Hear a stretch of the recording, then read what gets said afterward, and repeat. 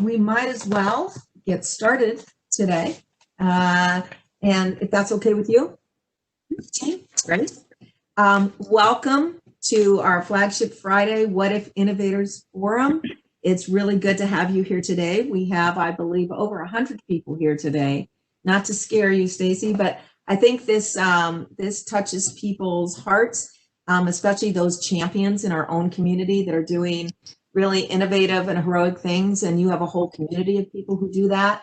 So before we start, speaking of heroes, I always do our innovation Did You Know fact, and we have some heroes even in our own university.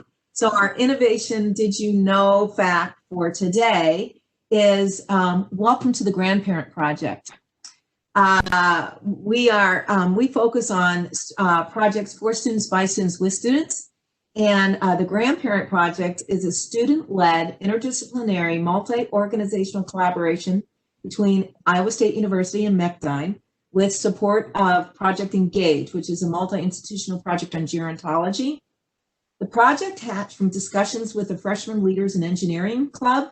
As a result of COVID, students identified strongly with aging family members who were forced into isolation in much the same way they were experiencing isolation, both within their family groups and college communities. So they proposed that they do something about this experience, and they wanted to do it together. They, again, these freshmen who said, we want to do it together and we want to somehow impact these lives. So their intent focused on finding a way to connect with their aging grandparents, giving comfort and inspiration to aging and isolated population, understanding more about aging populations so they could better address the emotional and physical needs of their grandparents, connecting with the historical lives and passion like dancing, sports, and music of their grandparents, and to learn and lead while doing, specifically about something in the virtual reality and the intersection between human needs and technical solutions. So the project proposes to use virtual reality technology to create a historical-based world, VR world, that can be mutually experienced as a relational bridge among generations. The student project team and associated coaches meet weekly, and we anticipate a 6 to 8 month development period for the project. I've got to say, we are so proud of our freshman leaders in the engineering club who have taken this head on. They are both driving and leading the project, and we're really excited to see where it goes. So that's our innovation Did You Know fact, and they are owning it wholeheartedly, meeting 8:30 on Sunday nights, sometimes a couple times a week. It's just phenomenal what they're doing. So that's our innovation Did You Know. So to that end, I'm going to introduce our two co-hosts today. Nakaya Rucker. Nakaya, would you introduce yourself and tell our audience about the question and answer? Absolutely. Well, good afternoon, everyone. My name is Nakaya Rucker, and I serve as the External Relations Director at the University Library.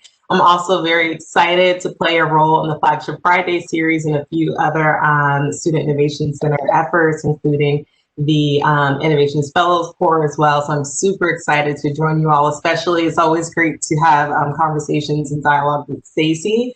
I want to remind everyone, please utilize the Q&A. Don't feel like you have to wait until the very end to chime in with thoughts or insights or questions. We want to invite you into the conversation. So as you share your insights and questions, we'll be sure to loop those into the conversation. So welcome. Yep. And Abram, can you introduce yourself, please? Yes, welcome everyone. My name is Abram Anders. I'm an associate professor in the English department, and I direct our ISU Com Foundation courses, our first and second year sequence. And I have to say, personally, I'm extremely excited for this panel, both because I'm really interested professionally in the kind of work that Dr. Cole does, but also because I'm an alumni of Buena Vista University in Storm Lake, and I've long followed everything that happens in the town. And it's sort of fascinating. It seems like every 2 years or so, the New York Times or some other similar outlet finds a reason to profile some of the activities going on, because Storm Lake and the kind of a mixing pot that it is a microcosm of a lot of issues facing our nation and our world. And, you know, there's some really amazing success stories that have come out, and Dr. Cole's a big part of those success stories. So welcome, and we're so excited to speak with you. Thank you. So I will introduce Dr. Cole. Before I do that, I will remind you that we are having one more Flagship Friday next Friday. James Altamirano, Senior Experienced Design and Innovation Strategist for the Principal Financial Group. He is an entrepreneur turned entrepreneur at the Principal Group, where he helped develop Principal's human design practice and is a champion for how large organizations reimagine and overcome barriers to driving impactful innovation. We also later today at 2 o'clock, if you haven't registered, there's still a little time, we are hosting Ramsey Tesdall, who is an advocate for social justice. Ramsey is a previous graduate of Iowa State University. He is a strong advocate, global advocate of women's voices, particularly in a climate and an environment where that's not necessarily acceptable in Amman, Jordan. And he also advocates for ethnic minorities there. So you don't want to miss that. If you have time for 2 o'clock today, we will register you. Now, I'm going to introduce Dr. Stacy Cole. Dr. Cole is the superintendent of Storm Lake School District. She is from a diverse community in Northwest Iowa. I believe they speak 34 languages at that school and represent a huge diverse population, the largest in Iowa. She did say 85 to 90% of the population comes from underrepresented groups in our state. She serves more than 2,500 students and their families, specializing in overcoming barriers that impact marginalized populations. She has an interest in civic innovation and especially finding solutions toward inequality. She believes that the best decisions are made by keeping people as the focal point of all solutions. She earned a doctoral degree in the area of curriculum, teaching, and teacher education from the University of Florida. And with that, Stacy, I can say, hang on to your hat, because Stacy is somebody whose story will touch your heart, maybe make you cry a little bit. And certainly she is an Iowa hero, and I would argue a national one as well. Welcome, Stacy. Thank you. Thank you for having me today. I'll just say that I'm humbled to be here, and you're all very much too kind. And Abram, I'll say too, I'm also an alum of Buena Vista University here in little old Storm Lake, Iowa, and an alum of Iowa State University. So both universities have a really special place in my heart. So thank you for having me. I'm extremely humbled to be here today. Well, Stacy, as we get started today, we definitely want to spend some time talking with you about your journey and how you arrived at where you're at. But I think for all our audience members, if you could just maybe introduce yourself, your current role, and a bit of the types of things that are going on right now in your organization. So I am Stacy Cole. I'm the superintendent of schools for the K-12 school system in Storm Lake, Iowa. And like all schools in Iowa, right now, the biggest thing that is touching our hearts is COVID-19 and our response to COVID-19. And I would say we have a different response to providing schooling experiences for our students than probably most schools across the state. I don't know if you can see, but behind me sits an ampersand. And so I try to take an and approach to everything. So my favorite author is actually Bell Hooks, and she really talks about equity work being embedded in the and not the or. And so I keep that there to remind me that it isn't either or, it's always and both. And so as we looked at what does school look like for kids returning in Storm Lake this fall, we really talked about what does and look like to start school. And I have some firm beliefs about people needing people. I'm a big people person. I'm very much grounded in the connections and the relationships that I have been able to form over the course of my career. So that was a big decision maker for us as we looked at how do we come back to school. And in addition to that, mental health falls into that. I believe that our mental health is better when we're more connected to people. But I also recognize the more connected we are, the more at risk we are to an extremely deadly virus, and that we needed to really think through what that was going to look like for us. And so we've taken an approach where We have used literally almost our entire community to bring kids back to school this fall.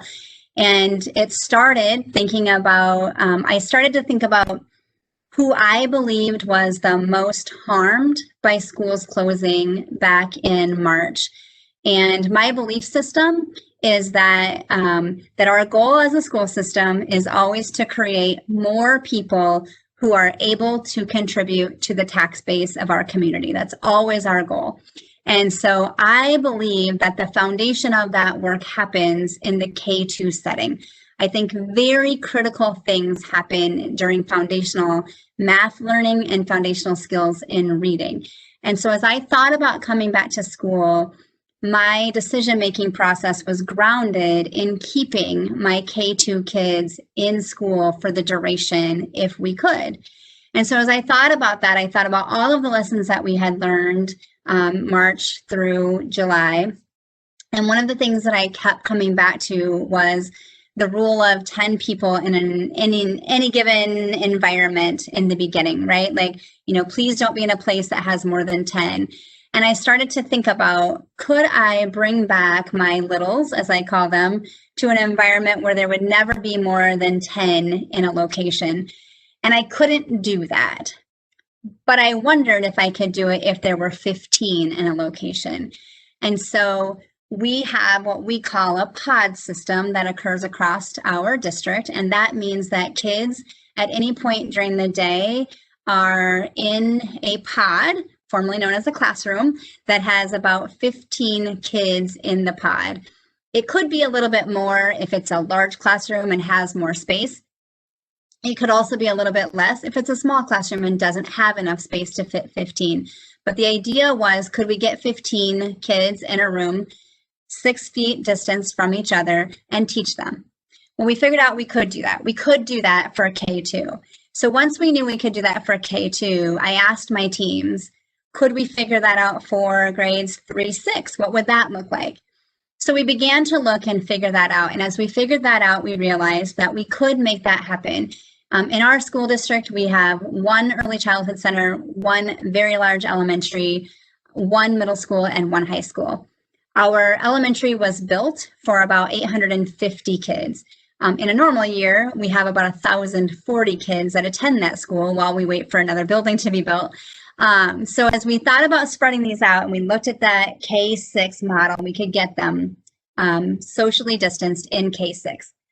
But what that meant for us was I was using the space that used to be used K-8. And so I had to figure out then what would I do with my 7th and 8th graders if I was using their space to teach kindergarten through 6th graders. So then I turned to my high school and I said, I believe all kids deserve face-to-face instruction. That's a fundamental belief that I have based on the fact that I believe connections are important.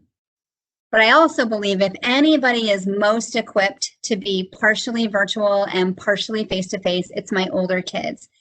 So the first thing we did was we looked at our high school and said, okay, can we fit 7th and 8th grade in the high school if we only have the kids here half the time and half the time they're virtual? We figured that out.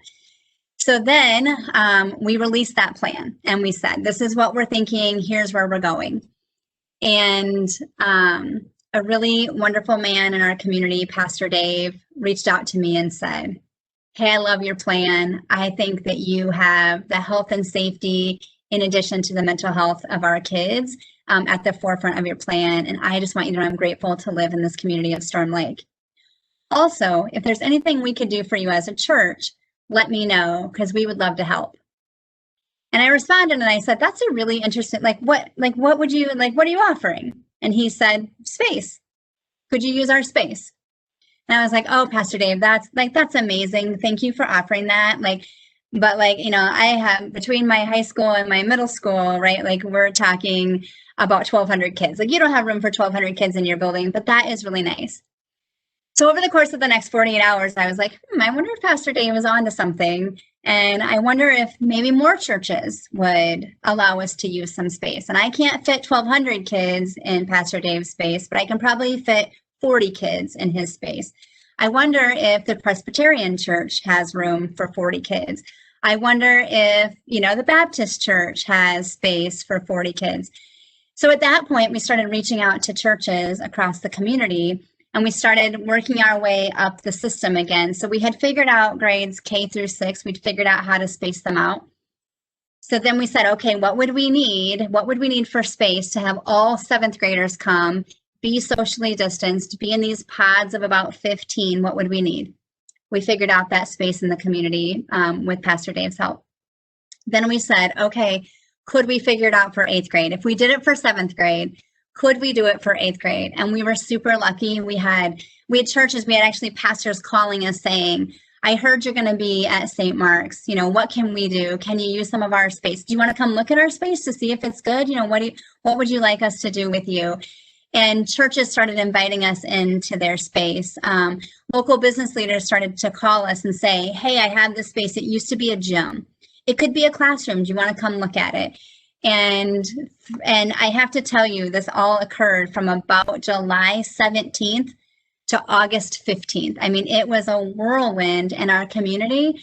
But we just have a great community here, and knowing that all of those local leaders were helping us get where we needed to go, and knowing that the entire community got around this goal of getting kids back in school and giving them the experiences that they needed.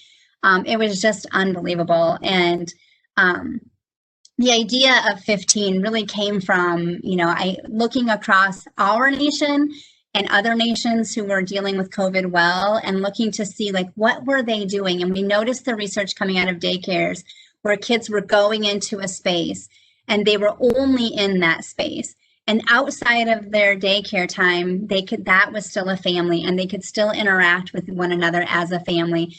And I also read some articles about some places in our country where people who were very wealthy started to call public school teachers and say, we want to hire you. We want to hire you out of the public school because our group of families, we have 12 kids, and we want them to be taught in a pod because we want them to be safe. We want them only to be around each other, and we want them to be safe, but we want them to have face-to-face instruction.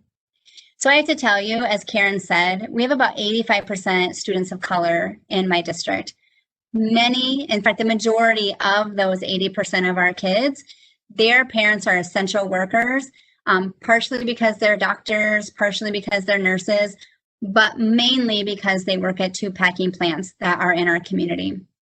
And it broke my heart back in June to read these articles about things that were going to occur for rich kids in our country that at that point I hadn't yet envisioned for our kids here in this community.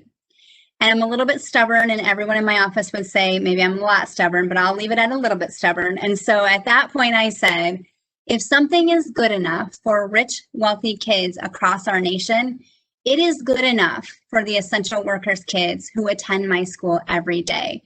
And that was sort of the moment that we decided we were going to do this, and we were going to figure it out, and we were going to make it happen for our kids. And we were going to have to change what education looks like. We're going to have to break a lot of barriers and make things happen in a small amount of time, including reaching out to people who don't have teaching degrees and saying, we're not going to ask you to teach, but we are going to ask you to man kids and reinforce skills that the teacher is teaching in another room so that teacher can be in charge of 30. That's outside their box, right? And everybody, Pastor Dave, to my associates, to my admin team, to my instructional coaches, everybody jumped in and said, we can get behind that. We do think that our kids deserve it. So we really looked at school and the issues that we're dealing with today, which is still around how do we keep school going in Storm Lake, Iowa. All of that, though, is rooted in a plan that's centered around equity because we believe our kids deserve it.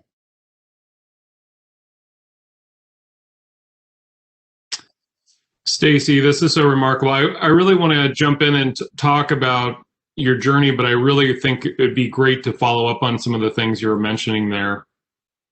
And in particular, I love your invocation of the and. We've had several people in this series mention that, and one version is the yes and of improv, and the no but that closes things down. And I'm so struck by this particular example of, you get this offer. In my mind, I could see a lot of leaders who would say, I'm not sure how this helps me because it's too small. It's too random. There's too many unknowns, too many risks, and they would brush that off. And so, I mean, what amazing courage. But then I wonder about the next steps, and I wonder if you'd speak a bit about. I know you probably won over your team; they believe in you. But I'm sure on the way you encounter people who say no, but, and I'd love to hear what you have to say about that. And then the follow-up would be, when you say yes and a lot, not every single time does it work out perfectly. And so I'd also like to hear about how you sustain yourself in really being that courageous and vulnerable in your approach to problem solving. So I guess the two questions: what do you say to the no but people, and how do you sustain yourself? Whew, you're gonna come right at me, right? Like, right? Wow. So I'm gonna go back just a little bit to where you started that question, and I will say, like, whenever anyone asks me to introduce myself, I always say that if I was another human before my time in history, it's absolutely Harriet Tubman. And I always say, like, I can convince people who are in a situation that they're not happy with to come to very dark places with me and follow a very dim light and trust that things are better on the other side. And so I'm very grateful for the leadership that I've always recognized in Harriet Tubman, because I think that she was such a courageous leader who doesn't get enough airtime in our country. But that's sort of like what I always sort of go back to, right? Is, okay, what I'm dealing with is nothing compared to what she did, right? So if she could do what she did, I can do this, right? So with that in mind, I do have one or two people who are no but people, right? And I'll be honest, I keep one of them very close to me. I lovingly refer to him as Eeyore. And sometimes I'll say, okay, put Eeyore back in the closet. Like, I can't have Eeyore at this meeting. Like, I need to think about how we're going to have this happen. But I love my no, but this people, right? Because I know that my visionary ways can drive people insane. So, like, people who love that, right? The people who have never heard an idea that they don't love, like, they're all in with me all the time, right? But it's my Eeyores of the world that really help keep me grounded and help me think about the things that I'm not thinking of.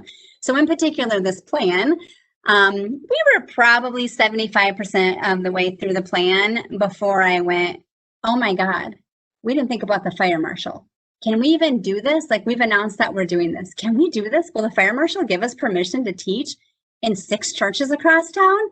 And so that's when, I have to really push through. And that's where my Eeyores of the world come in and say, you're in luck. Those are the things that we think about. So we've been talking to the fire marshal, and here's what we're doing to help you with that, right?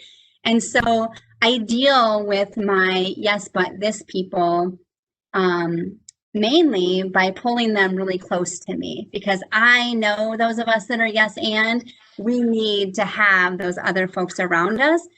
So I don't shy away from that, I think, is the biggest thing that I would say about that, because it is that group of people that I need to keep me centered.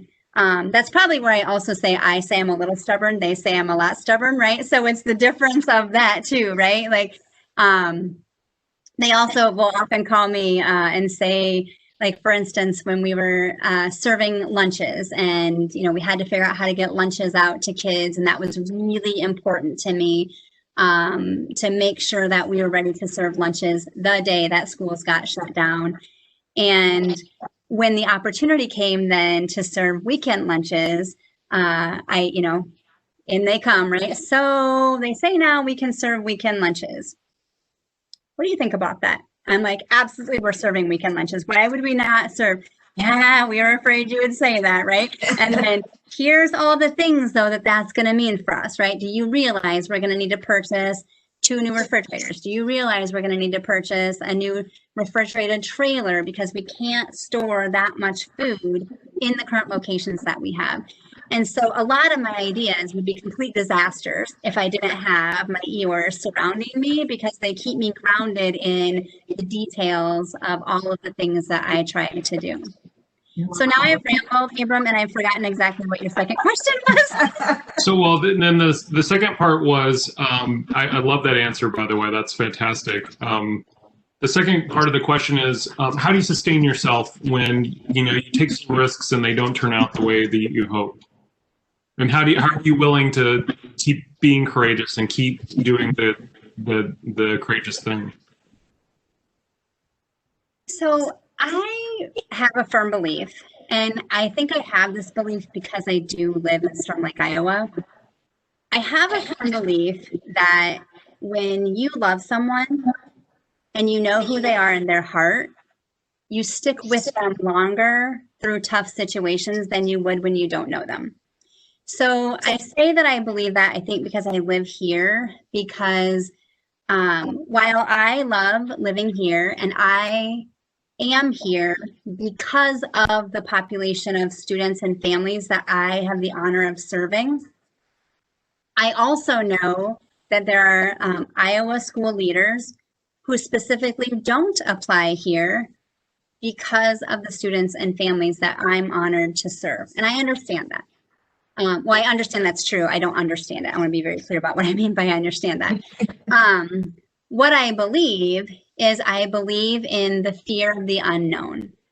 I believe when we don't know about something, we're more likely to have some fear about it than to maybe always jump in. And a lot of my peers have some fears that are rooted in misconceptions about our kids. And I believe that we have allowed those misconceptions to tell the story of Storm Lake for far too many years. We have allowed all of the press and all of the media that goes out about our community to be the bad stuff. We have allowed for confirmation bias to occur in our community because we've allowed the main story and the main narrative around our community to surround who was arrested, what kid got in trouble, all of those things. And I believe that when that isn't the narrative that we allow to go out and people start to get to know us, they will allow for more mistakes.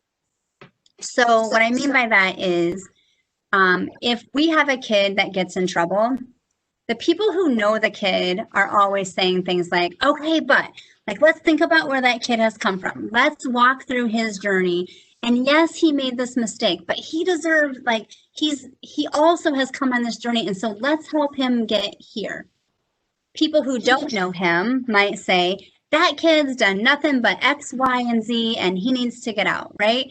And so just like my kids, when we know them and we love them and we trust and know they're going to make mistakes and we know we're going to love them through their mistakes, that's the same philosophy I use with my team that I work with.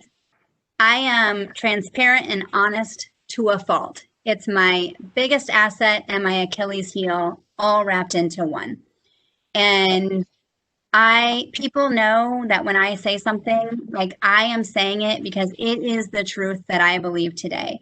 And I am not we're joking in the meeting that I was in right before I came here today, because, a lot of schools are going online and announcing, online waivers and all of this stuff happening. And so that conversation is starting to bubble today in my community. And, Storm Lake must be going online. And we were talking about some emails going back and forth in one of my buildings today about prepping to go online.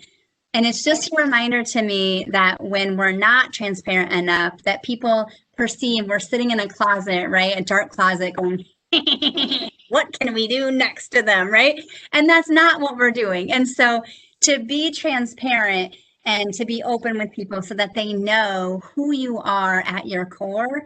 And when they know your why and they know what you're going to center decisions around, then they're going to follow you. Yeah. I had a parent call when we were starting football and volleyball. And I will be the first to say, football made me nervous. I was not a fan of playing football. I wasn't in love with volleyball either, but I at least felt like there was a little bit that we could, more things we could control, less crowds, that type of thing. Football made me very, very, very nervous. That being said, our athletic association said we're going to have football. And so even though it wasn't the decision that I would have made if it was just up to me as the superintendent, I went with the athletic association because I believe that helps people know how to predict the decisions I'm going to make. If I follow at a minimum the rules that the athletic association puts forth, then my people know or they can at least predict what I'm going to do and how I'm going to react to things. If every set of rules comes out from the governor or an association, and then I make up my own rules, that adds a lot of inconsistency and a lot of anxiety among the people I work with.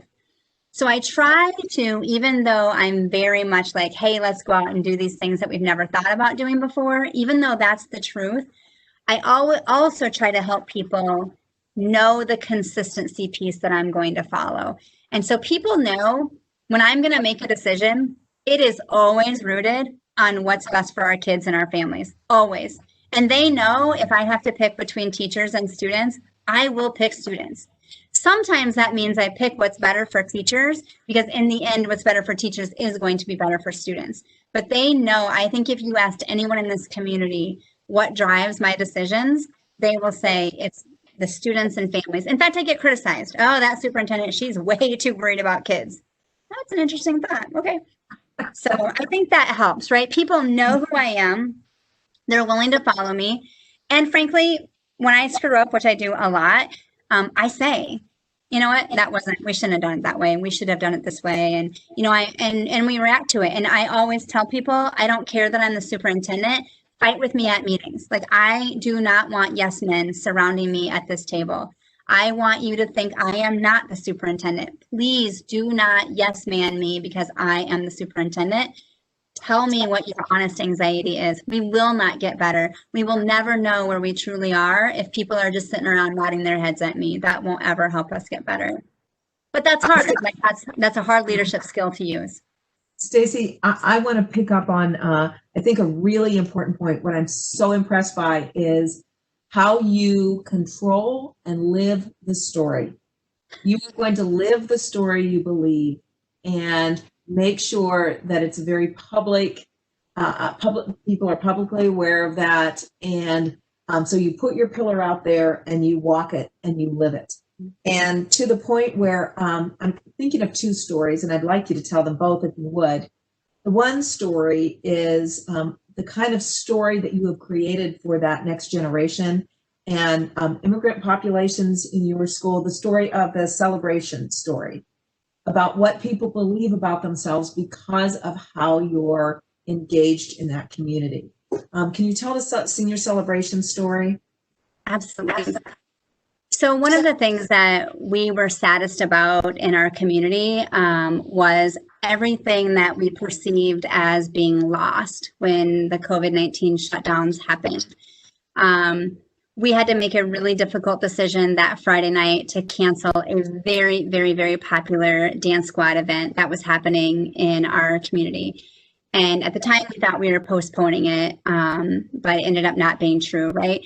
We had to cancel the middle school musical. There were so many things that were being canceled, and we felt so daunted by not having the option of going out and really celebrating our kids. And in particular, we felt like our senior class was really getting the shaft, if you will, right? Like, we didn't know what was going to happen with graduation. Prom is a somewhat big deal here, probably not as big a deal as it is in a lot of places, but by ratio means when my kids buy prom dresses, that's a really big deal to their families. It's a really big deal to their families. I knew that we would have girls with prom dresses bought. That really weighed heavily on me as a leader. And so I just sent an email out to the entire high school staff and I said, I don't even know what I'm thinking, but I just want to get some people in a Zoom room and think about what can we do to like bridge this gap for seniors? Like, what can we do? And so I think I had like 22 high school staff members join me at least weekly. Sometimes we met 2 or 3 times a week. And we just started talking about the things that were lost that maybe didn't have to be lost. And we knew other communities were looking at like virtual senior nights, right? And so we had kind of heard what they were doing. And frankly, like I was not at all interested in that. And I had a senior last year, and I was like listening to people talk about what, and I'm not trying, like, if anyone listening lives in one of those communities, I'm not trying to dog on what anyone else did. Like, it's never a competition for me. But I was listening to these things where, yeah, we'll just recreate senior night in the same form that it exists. And I'm thinking, I'm a senior parent and the superintendent, and I didn't want to go to the regular senior night the way it existed before. Why would I recreate that virtually? Why would I spend that time creating something nobody wants to watch? I mean, people would like to not participate in face-to-face, but nobody wants to admit that, right? And so we started talking about, like, what could be different with that? And I don't know who came up with this brilliant idea, but we are in love with it now. So somebody said, what if we took senior night to the seniors? What if we got other awards ready, had the program, so everything's normal except where it occurs? And then what if we surprise the seniors at their door, have a group of folks there, and celebrate just them? So that is exactly what we did. So we did have a little inside information having a senior at my house. I had mentioned something. I hadn't told her what we were doing or anything. But she overheard some conversation about the fact that we were going to be going to seniors' houses. And when I hung up on the Zoom, she said, I certainly hope that you are not going to show up at the doors of 18-year-old girls without telling them ahead of time that they might have a picture taken.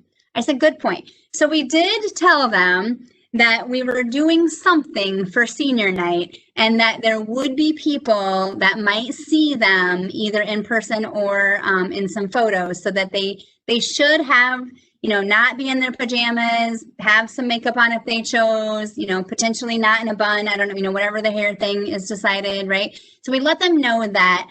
And we said, if you or anyone in your home obviously is, experiencing symptoms or COVID positive, we need you to let us know, because we're going to need to come to you at a different time. So we had, I think it was 5 groups of us, and we took, I can't remember now, I think it was about 140 kids. We took all of their awards. There was probably 10 to 12 people in each group. We divided up the awards by group. So I took all the kids that got the biliteracy seal, because the biliteracy seal is very, very important to me. And so all the kids that had the biliteracy seal, I got that group of kids. And we went to all of the homes of the kids who earned the biliteracy seal, and we took all of their awards at once. So it was amazing. Like, kids would open, they're like opening the door, and like the minute it opened, like we had music going, we had air horns, and all the adults were like, yeah, we're so proud of you, and like all this screaming. I mean, people were driving by, like slowing down, looking like, what is going on, because of course we didn't know as much then as we know now about the virus too. So people were very spread apart, right? And very much socially distanced. So we took up a lot of space in these front yards and on the streets. And so people are driving by slowly and kind of looking, what are they doing?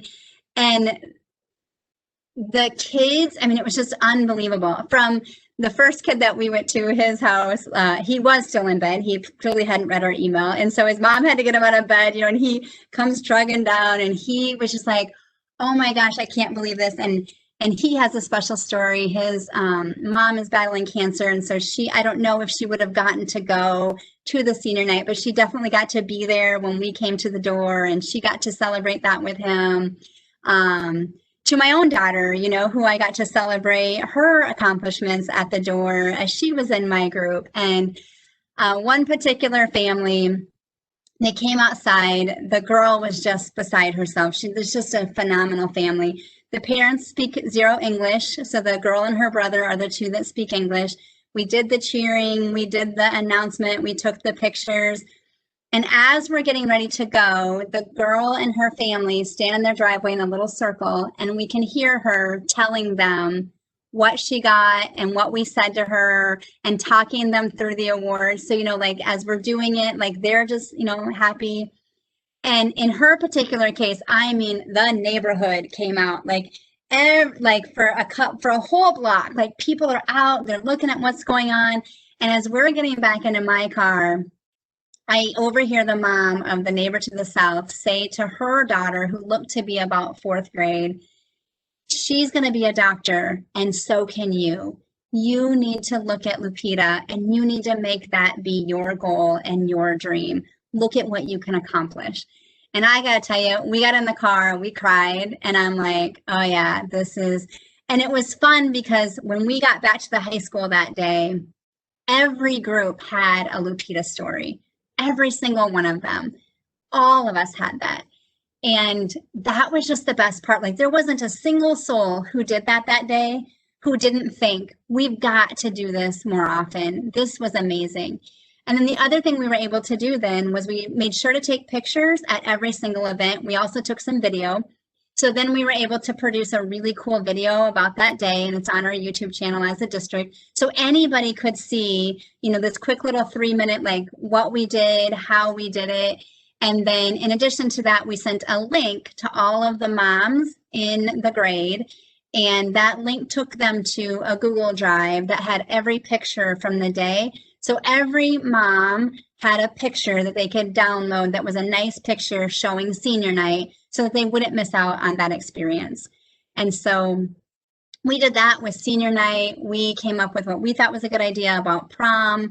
We called it Prom, Not Prom. And we had locations around the city where people celebrated different ways of celebrating in all kinds of countries. So we had people celebrate celebrations in other places, and they created these little like photo booth things. The kids drove around to all the locations, took pictures, and then came to the football field where we had squared off spaces for them to sit. That we told them they couldn't be in a group bigger than 6. They had to stay in their group of 6. They could sit on all the locations. We had a picnic for them. And then we had a hypnotist that night. And they, so they were still able to have prom. They just weren't able to have prom in the traditional sense. And the best part about it in my mind was we said to kids, like, if you have already purchased a dress, wear the dress. Like, this is what we wanted for you. If you didn't purchase a dress, please do not go out and buy a dress. Wear whatever you feel great in. Like, we don't want you to go buy a dress. Come how you are. If you rented a tux, wear the tux. If you didn't rent a tux, don't rent a tux. Like, let's make this about whatever makes you have a fun night. Let's do that because you've missed out on a lot. So let's just make this whatever you need to make this a fun night. And we had we had community groups. Pastor Dave was a part of that night too, where, they created these really cool photo booths. We were able to keep it rolling. One teacher actually created the most amazing 80s prom at her house. She even went to Fairway and ordered 80s candy. So the kids left with candy that was nostalgic from the 80s. It was amazing. She had great props. The kids were all talking about, oh, did you go to that one? We had a teacher that did a 90s theme at the library in town. So it's sort of this like celebrating places and celebrating the decades. And we had kids in dresses, we had kids in shorts and a t-shirt, we had boys in tuxes, we had boys in jeans, we just had it all. And they just had fun. And we had a ton of kids tell us that was way better than regular prom. Like, keep building on that idea. But that's an example too. Like, we didn't decide that. We knew we wanted to do something with prom. I didn't want girls to have purchased a dress and have put that burden on their family and not get to use their dress. So we actually reached out to the entire senior class and said, does anybody want to get together with us and plan what we could do? And we got about 6 kids that came in, and they actually helped us create this idea, help make some connections within the community. And honestly, we pulled that off in, I think, 8 days. So I think we decided to do that on a Tuesday, and we pulled it off the next Thursday. And it was even one of these things. If it's raining if rain is predicted on Thursday, this happens on Tuesday. So we have 1 week to make this happen. And we did. Like, that's just what we did, right? And it ended up being great. It ended up, the kids, we didn't get all the kids. I mean, I'm not saying, and some kids just did the part where they were in 6 and traveled around town, and their parents weren't comfortable with them coming to the football field and even being socially distanced there. They didn't trust that we would keep them as socially distanced as they wanted, and that was fine, right? Like they did the photo part and then they went home, and it was a good night. Like it wasn't prom, but we didn't say it was going to be prom, right? We said it was not prom. So that's what we did. So I think celebrations, like in a time, especially in a pandemic, and I would honestly say that's what my community is missing the most right now, is how do we celebrate all the good things that are happening across our community. Thank you, Stacy. I think we have a couple questions. We have at least one from our audience Q&A, and then Anna, did you want to ask a question as well? First the students, and then I'll make a comment. But I have this to show you as well, so I was so happy. But okay, first the students, and then I'll ask my question. Thanks, Abram. So Stacy or Dr. Cole, it's amazing to hear all of these stories. And, you know, I'm even wondering, so we have a question from Carmen, but I have the same question as well. How do we make that courage contagious? Because some of the stuff that you did was pretty scary. I'm sure you had tons of Eeyores, probably more than you would like to mention. And I think that that's a common issue that a lot of people are having across various industries. This is a very unique time, lots of very unique challenges. You have folks who are on board, ready to go, they're excited. We have some who are maybe a little bit more concerned about how we're going about things. So how do you keep that courage, but how do you also give that courage to your Eeyores and those who are pushing for the things that you are trying to create within your community? So I always have a guiding coalition. That is something that I firmly believe in. I always have a group of people that have been with me since the beginning of whatever it is that we're doing, right? And so in the case of our pod model, I reached out to our instructional coaching team. So those are full-time teacher leaders who are kind of my go-to people, right? So before I even mentioned this to anyone, literally anyone, I reached out to my instructional coaching team, and I presented the idea to them, and I just said, what if we turned school around? What if we did this? Let's think about this. And I'm going to be fully honest. Every single group that I presented this to, for the first time when I said, what if we did this? They all went like this. And I was like, ooh, this is a really bad idea. Like the whole time I'm like, oh, this is a really bad idea. And no one wants to tell you because they haven't been around you long enough to remember that you're going to be okay if they, you know. But I am stubborn, so I was worried a little bit that they won't be, you know, honest, because I am stubborn. So every group, including my instructional coaching team. So I met with my instructional coaching team on a Friday, and I said, I want you to think about this over the weekend. And on Monday, I want to have an honest conversation about where we are. Every group moving forward, starting with my instructional coaching team when we met on Monday, I started to get emails over the weekend, right? Like, okay, I was not expecting you to say what you said on Friday. I think that's brilliant. Like now I've thought about it and this is where I am, right? And so I think one way we do it is we always build that guiding coalition. And on that guiding coalition, it has to be a group of diverse thinkers, right? It can't be those, you know, it can't be all yes and people in that guiding coalition. If we're all yes and people, then we won't know what about people are going to be thinking about, right? And so that's the first thing that I would say is I always have that guiding coalition. The second thing that I would say is I try to give away all of the positive things about the initiative, whatever it is, and I take in all the negative. So anything about this that's positive really belongs to the people who did it, right? I didn't personally go move desks and tables and projectors, and I didn't go get the internet ready at any of these places, right? Like my people did that. And I never take that lightly. And so whenever there's positive things, like I need everyone to understand that positive, you know, like I'm the vision of the positive, but they're the people that actually make it happen. Like they're the people out on the ground making those things happen.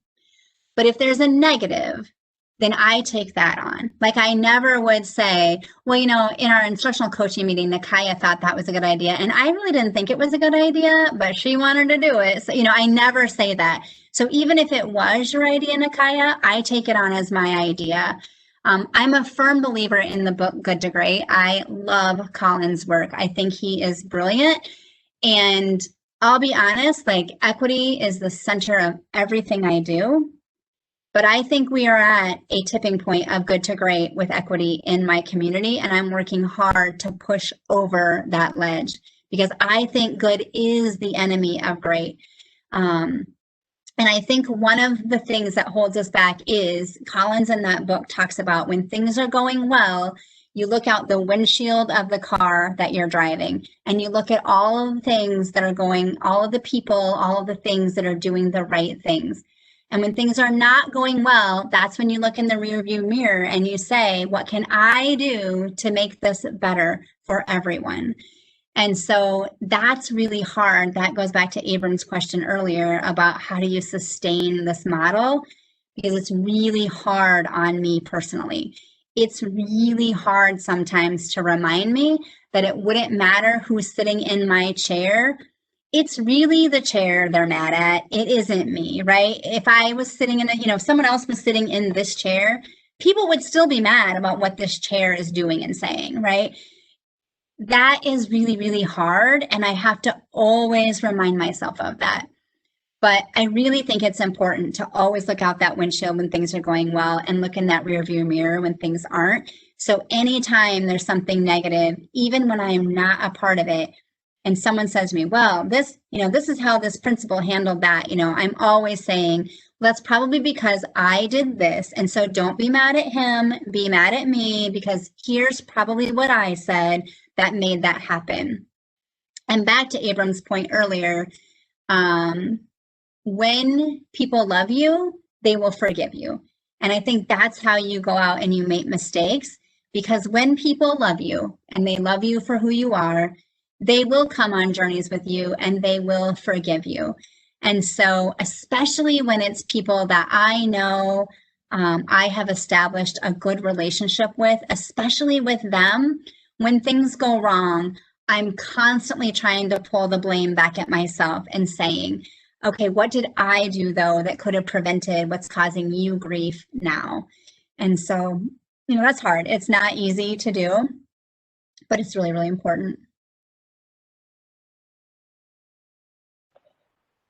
Thank you so much. And speaking of good to great, I also have one follow-up question from someone named Jack. And Jack's question is, I was wondering if your school district has student members, and if so, how has that affected your district? And if you don't have them, have you considered having student members? And with the last part, why or why not did you choose to have them or not? Student members for... There's no clarification there, but maybe if you want to talk about ways in which you've invited students in. I know that you've talked about inviting alumni into conversations.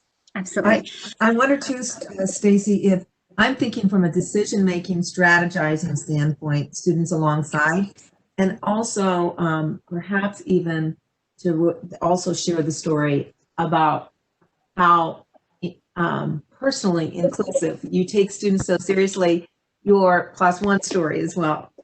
So. Okay, so I'm extremely interested in student voice.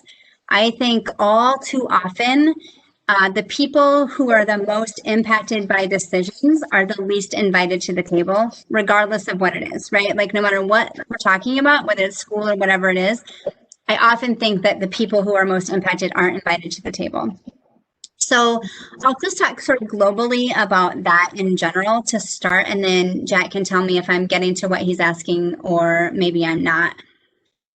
So I can't remember what the book is called, but there's a book that I read and it talked about Netflix and Netflix form of improvement. And Netflix is always asking 3 questions. And it's going to take me just a second. What should we keep doing? What should we stop doing and what should we start doing, right? So they're always asking those questions, what are we doing already that we should keep doing? What are we doing right now that we should stop doing? And what are we not doing that we need to start doing? So when I first came to the district, that information was very, very, very important to me. I really wanted to know what our stakeholders believed about those 3 questions. So I actually started with our high school staff and a group of about 15 kids that volunteered to come in that day. It was a no school day, so it wasn't the easiest day on the planet to get high school kids to get out of bed at 8 o'clock and come to school. But I think we got 15, partially because there is a group of kids that they don't know how to say no to me when I say, hey, do you want to? Then they feel like they have to say yes, right? So those kids and some of their friends came to the school, and we had that conversation about our high school, so what we did was we sort of globally talked about that. And then I sent my staff out in groups of about 6 or 7 into all kinds of classrooms. And I had a special facilitator there that day to work just with my students. And they all asked the same questions, those 3 questions. Then we came back together and each group shared. So all the staff groups shared, and God bless them, my student group shared. And that was hard, right? Because they had to talk about some things that, the people in the room sometimes knew exactly what they were saying when they said we should stop doing it, right? Because they were doing it, right? And so it was really hard for the kids. And I made sure that I had a nice representation of our student body on that team. I had, good balance of male and female.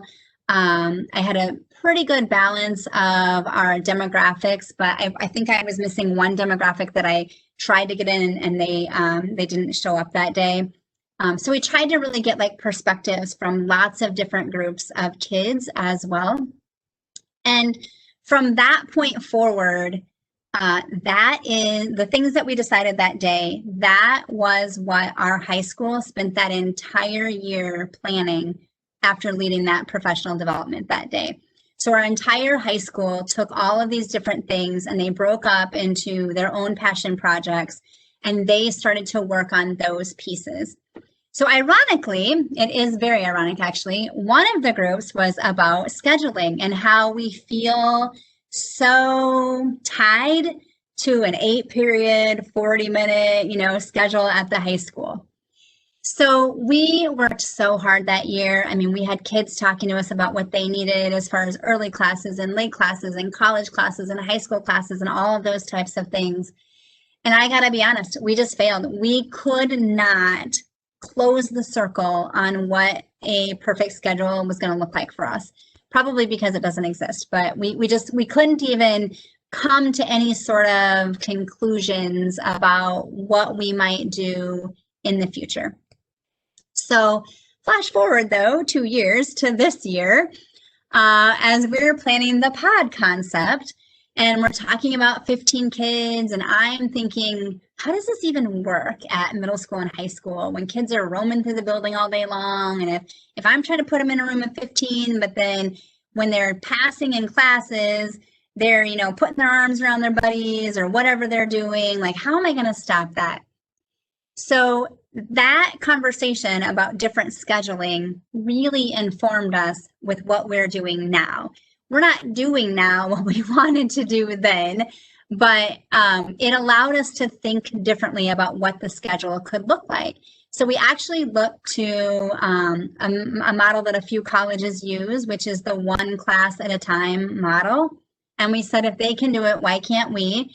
And we really talked through the pros and the cons of, wandering through the hall and passing and kids being on quarantine if they're in multiple classes during the day versus the high school kids too. They're just going to come for 1 class every day. So we actually put the high schoolers on, they're on a morning class and an afternoon class. And one of those classes is face-to-face and the other class is online. And in their face-to-face class, they are in that room for 3 hours. So they take 1 class right now for 3 hours. They come there, they are with that group of kids, and then every 4 weeks, they earn that credit, and then they move on to the next piece. So to Karen's point, I I love our kids. Like I can't even there are not words in the English dictionary to describe just how much our kids mean to me. I love them. And we are very, very fortunate at our house to have what I call my plus one. And my daughter's best friend has chosen to move in with us, and she lives with us. And that really gives me insight into how I can convince kids to do things, right? It's also my ringer sometimes when I can't get kids to volunteer for something. And I'm like, okay, Mary, I need 10 kids on Saturday. So for instance, the Saturday before Halloween, our hospital put out a really good idea that I wished I would have thought of. And that was a drive-through Halloween option for kids. So they were just going to be out and hand out candy. People could have their kids dressed up in their cars, and they were going to do that. And I saw this social media post literally the Saturday before Halloween and went, how did I not think of that? That is such a good idea. So I said to Mary, can you get me 10 kids for next Saturday from 2 to 4? Because we're going to follow the hospital's lead, and we're going to hand out candy at the elementary school. And, again, when they love you, they'll do what they're going to do, right? And so she got me 10 kids. She called the volleyball team. I have a football player who also can't say no to me. He put it out to the entire football team, and God bless his heart, he showed up that day as the only football player. But we just thought, how cool would it be to have the football team and the volleyball team handing out candy to kids. I also happened to be married to the chief of police in town. And so when I told him what I was going to do, he took another location in town and he did a police station drive-through. And they had police cars there, and the lights were going, their trunks were open. They had what he calls his Yumby, and they also handed out candy and had a great day as well. So, to Jack's question, I am who I am today, and I have the courage that Abram spoke about earlier because of kids. I'm here because of kids. I am not here because I had anything special about me. Like none of that would be true, right? Like I am an ordinary person who does ordinary things, who has been so influenced by some really amazing kids. And I mean, really amazing kids. Nothing makes me happier than when former fourth graders of mine call me and say, I'm in town for the weekend. I brought my husband and my baby. Can we have lunch? Nothing makes me happier than that, nothing. And to be a part of their lives and to see who they've become and to know that sometimes they've become that because you said you can do that, trust yourself and run with it, and I'll be here if you fall. To know that you got to be a part of that and to be a small part of their story. I can't even describe what that's like. So Mary choosing to live with us, I think I said to Karen and Nakaya at one time, Mary's family, they're a refugee family from South Sudan. And I'm always very careful to talk about our story because I never want people to perceive our story to be one like what they've seen in the movies. We are not the blind side. That is not what we are. As I said to them this week, I think, I am not a white woman looking to save a young Black girl, but I am a white woman who has been saved by a Black girl. And there is no doubt in my mind that that is true. I am who I am today because kids have been willing to say to me, this is what we need from you. And if you're going to stand in front of people and tell them this is what we need to do, then you better do it. And you better believe in us, and you better believe that we can do it. And I have enough of, I'm getting old, so I have enough of my students' kids in my system right now that I can't let them down. I can't. Like, I know that some of them will walk the walk with me. And if I'm going to ask them to do that, I have to walk the walk. And, you know, there are people who believe that I'm too close to some of the people in this community to lead well. And I think the opposite is true. I think that's the only thing that allows me to lead well. You know, when I look at little Olivia's eyes back under, you know, when I look at this in a kindergarten room and I say, oh my gosh, you're Teresa's daughter. I recognize those eyes. And she's, yep. That's when I know I got to do right by her. I have to make decisions that are right for Olivia sitting in that dual language class, because Olivia and Teresa trust me to make decisions that are right for their families. And they have to trust that I am a governmental agency that believes in them. And I think that's one of the key pieces that we have in our community. And it does help, I think, that Chris and I are married. And even though that's really weird, and there's people that think that's too many tax dollars being filtered into one house and all of the negative things, right? Like, even though those things are true, I surround myself with Eeyores, right? Like, he and I have very different personalities, right? We go about public service from two very different sources. And I think that's good for both of us. You know, I think that we both ground each other differently. I help him see kids before they become the people that he's dealing with on Saturday night at the bar, right? Like, I help him see that they are not that person, right? Like, that isn't who they are.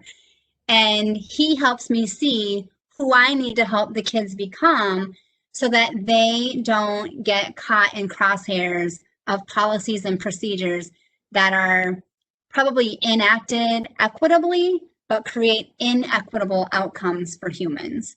And so I think we're really good to ground each other in that. And frankly, both of us have a love for this community and the kids that we serve that really helps focus that and keep it moving forward. So I'm not sure I answered Jack's question and instead didn't just like verbally vomit for 5 minutes, but I guess the answer is that I believe that kids are the heart and soul of everything that we do, and we've got to do a better job of that. And I'll be the first to say student leadership has not been a cornerstone of Storm Lake Schools, and we're working to change that, and we're still not there, but we are working to change that.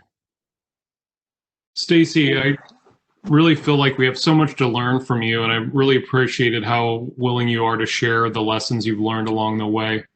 I'm thinking in particular of members of our audience, particularly undergraduate students who may hear what you're talking about and feel like, wow, I really would love to be this kind of person, someone who could really make an impact in a community and be a leader who does work for the greater good. You've talked about a lot of lessons. Some of them I would class as leadership. Some of them I would class as problem solving, but also there's another set that I would class as relating to how do I approach being an advocate or ally in a humble and respectful way, in a way that's helpful. If I'm an undergraduate student, no matter the field, if I really aspire to do the kind of work that you do, how do I prepare? What lessons do I need to learn? What can I be doing along the way to be ready to sit in the chair and to be courageous and to take the negatives and to be an ally? Wow, that is a really, really great question. That is a question that, so we're really working to create allies across the district right now. We're working to help more people have those, I call equity coaching conversations, right? Because we're never going to get where I want us to go by people only listening to me or our equity coordinator talk about where we need to go, right? Because they're all going to say the right things, right? I was speaking at an event not that long ago, and somebody said, well, what do you say when someone comes up to you and they say these really negative things about race? And I said, well, no one says that to me anymore because they know, like, I just won't have it. And so I've lost the ability to influence that a little bit, right? What I have is I've created the vision and I have set the standard for what's allowed in our district. But what I have lost is the ability to have some of those one-on-one conversations where I move people because they know they're not gonna have that conversation with me. And so one of the things that I would say is, I guess the first thing I would say, if you would like to be an ally, listen. The first thing I would say is listen. People are having experiences that you haven't had, and they're not making them up. So listen and know their stories, because someone is going to challenge you as you're trying to work on your allyship. And they're going to think you're not correct, and they're going to challenge you and say things that are really negative and all of that. But when you know the stories of people that are different than you, have a different background, whatever it is, right? Like whatever that difference from you is, when you know that story and you have believed that story and you can tell that story, I have a voice that Mary doesn't have, and I don't take that lightly. And Mary has a voice that I don't have, and I don't take that lightly either, right? And so I know that there's a certain population of people that are going to listen to me that might not listen to my friend that I am an ally for. So the first thing I have to do is I have to listen. The second thing I would say is read. Start reading books by people who do not look like you. Too often in American schools, you are bombarded with information written by white men. Make sure that you do not let that be the only information that you are bombarded with. I actually have a really good friend. He's a phenomenal superintendent. He's great, and I love him. I love him dearly. He makes me a better person and a better superintendent. He often puts out books he's reading, and he'll often say, hey, these are the top 10 books that I am, take a look at these. And I'm often emailing him saying, ooh, 9 out of 10 white men. Way to go, buddy. And so I have to challenge him. I have to be willing to say, hey, you know what? Maybe you could read Bell Hooks. Maybe you could read anything, Be ready to help people think outside of themselves by having things ready for them. A lot of people won't read, and so I recognize that. So the other thing I would say is there are a lot of documentaries and things like that that are available on Netflix that everyone can watch, for pretty cheap, that open up your mind and help you see the experiences of others. I think the best thing we can do is help ourselves see the world through someone else's eyes. I never had an idea that my kids were being taunted with racial slurs on the soccer field until they told me, right?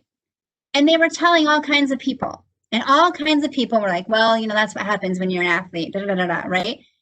Well, yeah, there's bantering that goes back and forth, probably in almost every sport, maybe except not track, right? Track people are usually pretty kind, right? And they're all cheering for everybody. So, but pretty much anything else, there is banter that goes back and forth. But it shouldn't be racial banter. That shouldn't be the banter that's going back and forth. And it never occurred to me that my students were experiencing different banter than the type of banter that I was used to hearing. And so listening to them and helping myself see the world through their lens has helped me be an ally more than anything.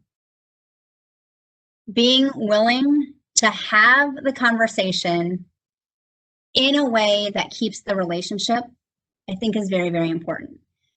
I know people who are very willing. In fact, I was one of these people. I was super willing at one point in my life to have the conversation.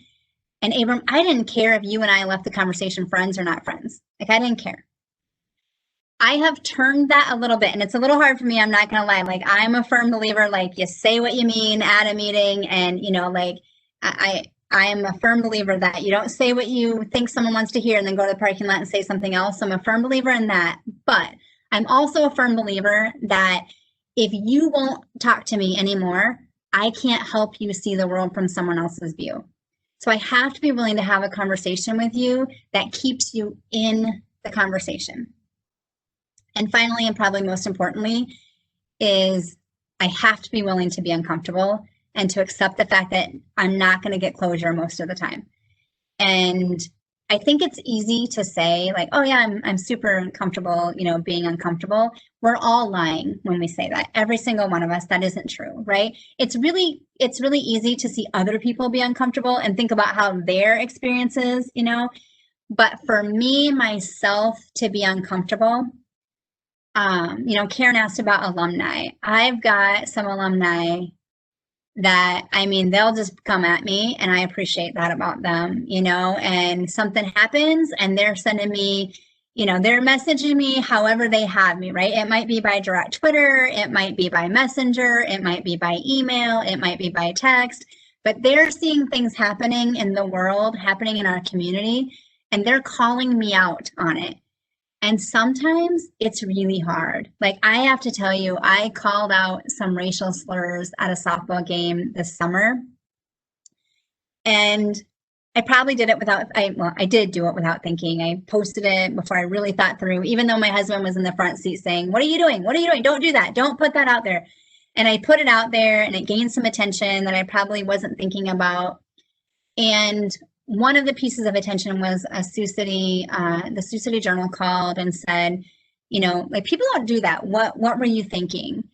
And I told them the story about Annie. Annie is she actually goes to our charter school. So she's considered a 5th-year senior, but she's at Iowa Central. We have a weird charter school here. So I told them the story of Annie, and I will never forget the day. I don't remember what grade Annie was in. I don't remember any of that, but we were in a neighboring school district at a basketball game. And at the end of the game, I walked over to Annie, and, you know, I was leaving. She was waiting to get on the bus, and she was standing just outside of that team's locker room, and she was crying. And she was trying to not let anyone see that she was crying. And Annie is of African descent, and she has fairly black skin. And she said to me, I hate coming here. I hate that we have to be in this gym. I hate that the entire time I'm here, I have to think about what people are saying about me. I hate what they say to me on the court. I hate watching the boys play. I hate knowing what's going on. I hate this. And I just hugged her, and I had no words. I had no words. And I didn't know it then, but that influenced my decision 6 months ago, because it's not okay that our kids do that. So when the Sioux City Journal called, and they wanted to write this article about this progressive superintendent and how I was handling this, and I'm like, this has nothing to do with me. This is Annie's story. Like, Annie is the reason I put that tweet out, because Annie shouldn't feel like that. She is such an incredible human being. Like, she's amazing. And if I have my way in the world, she's going to be the best dang special ed teacher once I decide to have her convinced she's not wanting to be a cop. Once she decides to see the light and come to the education side, like, she's going to be the best teacher, right? So she should never have experienced that. So the Journal was like, oh, that's okay, interesting. Can we write the story about you and Annie? And I'm like, well, I don't know. We got to ask Annie. It's her story. So they ended up doing a story, and they ended up putting just a delightful picture of Annie and I sitting actually in our gym chatting one day. And that, you know, got some attention with some Storm Lake people, right? And there's one young lady, I don't even know who she is. I have no idea who she is. But she clearly went to our school at one point in time, and she did not have a good experience in our school. And on social media, she constantly calls us out about our good to great journey that we're on right now. You know, that community thinks they're so good, but let me tell you how good they're not. Like, let me tell you about that. I think a lot of people would be like, that girl, right? But her story reminds me that we're not done. We're not done until every kid sees and experiences the change that we're trying to make here in this community. So I know that Annie feels better about what we're trying to do in this community. I have a lot of alumni that know me pretty well, that are willing to push me on things.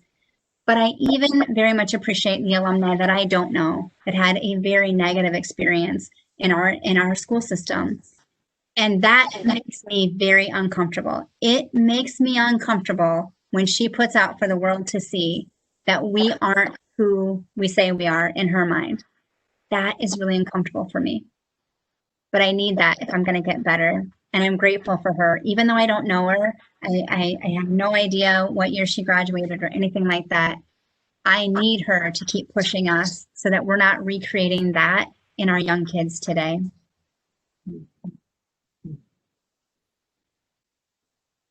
Analush, did you have a question that you would like to ask? I know you've been waiting so patiently.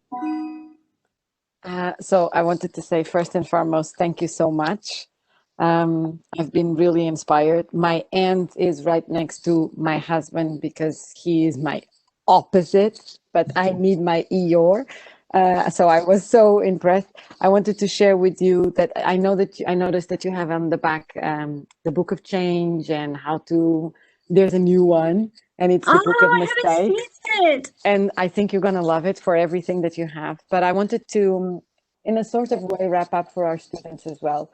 So from all your conversation and all the stories that you shared with us, I'm going to say it as a compliment, but we have been seeing this constant in all our flagships speakers. So there's a tremendous degree of authenticity in you. So you're really authentic in the things that you are portraying and the stories that you are telling. Then I'm not trying to categorize you as an innovator, but I'm trying to figure it out for our students, like how do they go, like how do they behave? There's already an innate authenticity that you have. Then you were very particular in saying, put yourself in someone else's shoes, but you didn't say, get diversity on the table and invite diverse people. You said getting perspectives. And I found that very, very, as a big takeaway for our students, getting perspective. So that's very good. But then from all the stories that you have, and it might seem that you were opportunistic, you're married to the cop and the student, but you were resourceful. You were super resourceful. All the things that you are doing is connections, but you're also making everyone the resource of each other. And if you can tell us, like, as a way of putting this all together, how do our students now, juniors, seniors, undergrads, grads, how do they actually use or utilize the resources that they have around so that they can establish connections, that it's not for just the job or being the future innovator, but it's to innovate their own lives. So, and all your stories is just like a super guidance book on how do you connect all of this. So if you can speak to that, I would be very grateful. Thank you. Thank you. Thank you for your kind words, because I said to Karen multiple times, like, I definitely do not feel like I deserve to be a part of this series. So it was very kind of you to say those things. We can talk about that later. I'm not sure this is a great answer, but it is my truth. So I have learned that the biggest resource I have is my ability to hear from people what they hope to achieve. And if I can help them achieve what they want to achieve by them helping me get these things to happen, it usually goes better, right? And so, for instance, I have 2 packing plants in town. Some people that work at those plants, probably in upper levels, may not have been thrilled that their high schooler was going to be in school half the day virtually and half the day face-to-face, right? I might have gotten some emails about that, right? And so in order for them to be a resource to me right now, I had to really listen to what they wanted. And a part of my plan had to include both of us being successful. So back to the and both, it couldn't be the school was successful, but they weren't, right? And so in that instance, I had to remind those leaders that, and I'm just going to say this, I have no other way usually to be but blunt, so I'm just going to be blunt. So our governor stood in front of the entire state several times and said, every parent has a choice. If they want their kid to stay home, they can stay home, right? That is not true at all. My parents in this community, by and large, did not have a choice because they are essential workers and they are required to go to work. And I did not take that lightly. I had to find a way to get kids in school face to face because I knew the expectations on my families. So I had to find a way to get the kids in school face to face so that the moms that have changed their whole entire life, right? They are making their kids into their ancestors' wildest dreams, right? Like that's what they're doing. They moved here to do that. I had to help those moms do that. But I also had to figure out how to get the powers that be in town to go with me on this journey. So I had to think about the resource of what they needed to get them to be one of my resources, right? So I had to use that, right? If you need the moms of our kinder, first, second, and third graders to be in school and to stay in school, because I could get them to school. I had no doubt I could get kids to school.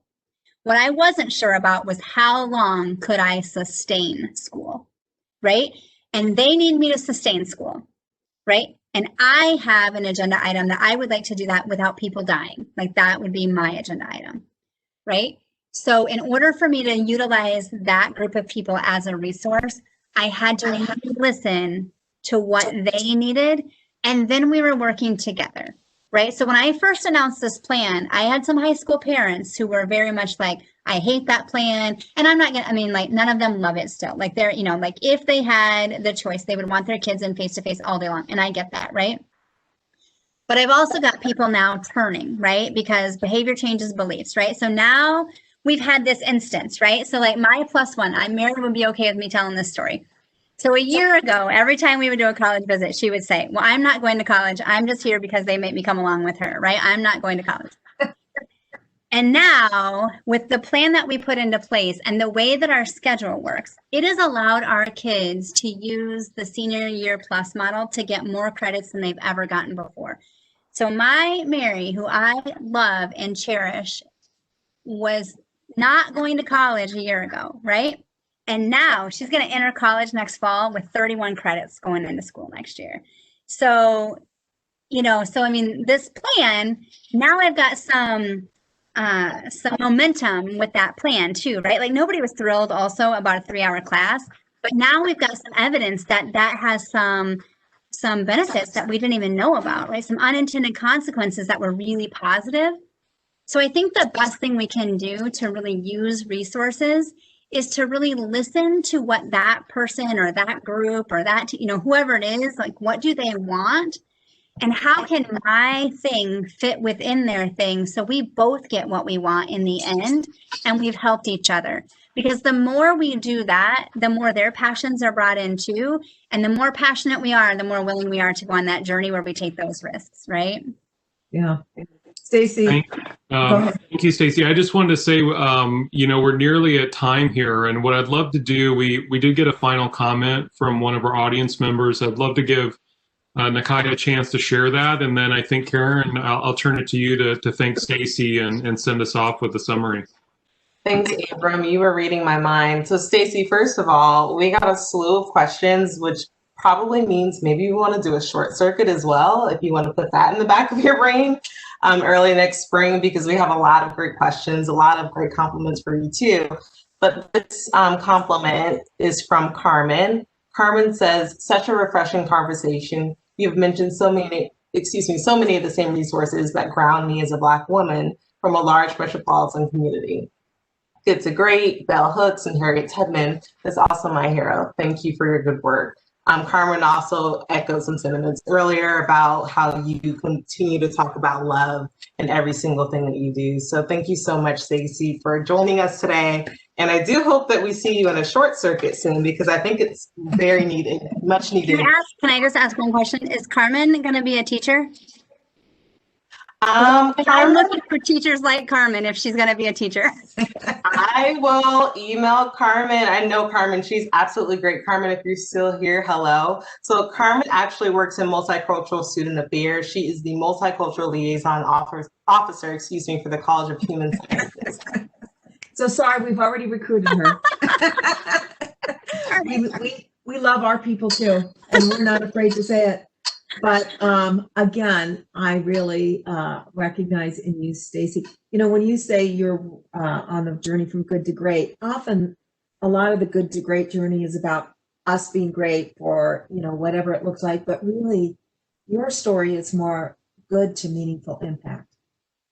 It's great as a middle ground, but meaningful impact in a way that is deferential and serves others, which is always beyond great, really. So I don't even really have words to say how profoundly you have impacted all of us in hearing your story and alongside. I know we've talked, you're part of our IFIT program, Innovation Fellows and Training. And I believe you're teaching us in the same way you said, I am a woman saved by a Black girl. Our IFIT program and whatever it looks like is going to be profoundly influenced and impacted by what you're teaching us. Thank you. And so I'm looking forward to that collaboration. And what we're learning and how we can come alongside you because we are better for it. So thank you. And thank you, Nakaya and Abram and Anna, and also our listeners. And we will follow up with you and probably invite you in for another conversation. And as we say, you know, innovation for anyone, anywhere. Thanks, team. And we will see you next week. Thank Bye, you. Stacey. Thank you so much.